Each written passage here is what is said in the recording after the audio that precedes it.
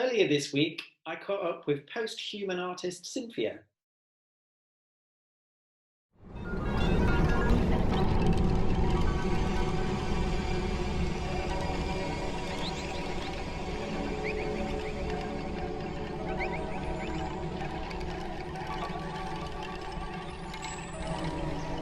Hello, Cynthia.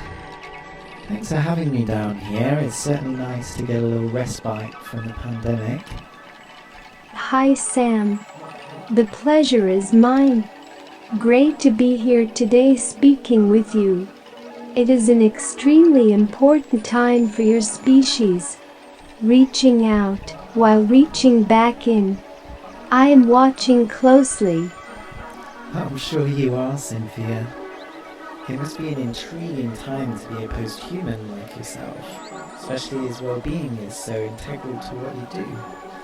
Well-being for me is like your battery pack. You got to put fuel in the tank, so to speak. If the human being wants to overcome its collective hardships, collective and individual well-being is a must. The human is a very traumatized species. The way to overcome this is to remove the obstacles on the self, while simultaneously becoming and accepting the self. I look at collective experiences and how they can be portals to increased awareness between the self and others, including the non-human and the earth.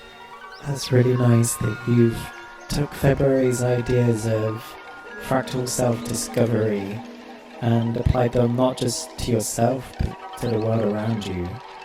And I feel like it's almost similar to his empathy machine idea, which I believe you might have found on one of your research trips. Oh yes, Mr. February Montaigne. I am glad you brought this up. I have been lucky enough to be exposed to the late February's work, and it had a lasting impact on my art practice and myself. The jewelry I have been designing is directly related to this, as the idea that February had. I call them biosensitive wearables, or BSWs. They track and manage moods, body sensations and emotions via biofeedback collected from the BSW. Imagine it as a personal assistant to the body, helping optimize and adapt to changing physical and emotional landscapes. So rather than technology being a distraction, it can be the thing that lets us understand more about ourselves. I love this idea of learning our emotional algorithms through other non-human algorithms. In here, it feels like you can create without gravity. What are your thoughts on utopian design, Cynthia? Utopia is a tricky word. The Nazi Party would have called themselves utopian. I believe in researching and exploring with a positive and curious lens. We can guess at the future, but we can never know it. Our experiences work on chance and chaos. This is the only law of jungle, so to speak. An educated guess is the best humans can do, and with machine learning tech, humans can start to test these guesses in simulations in a digital environment. Yeah, it is exciting to think of how much we can simulate these days, Cynthia.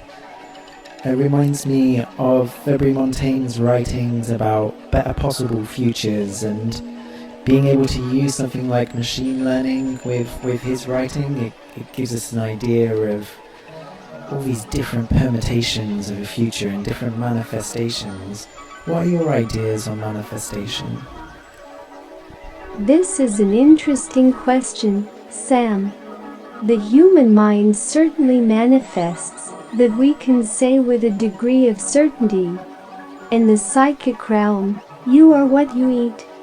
Fill your mind with positive futures and dreams, and this is the future that will manifest. The human race's greatest challenge going forward is to re-fall in love with the human animal. To love yourselves and one another again. Well, that's the dream, hey, Cynthia. Thanks so much for your time. Thank you, Sam. It's been a pleasure. Stay safe now.